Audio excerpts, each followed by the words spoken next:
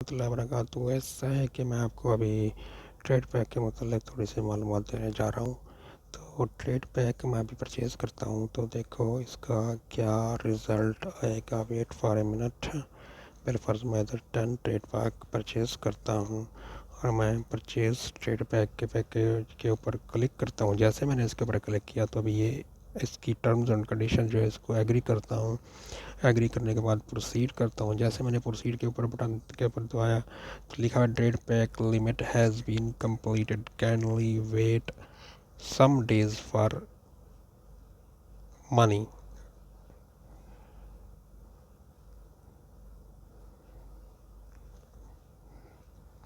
For more supply.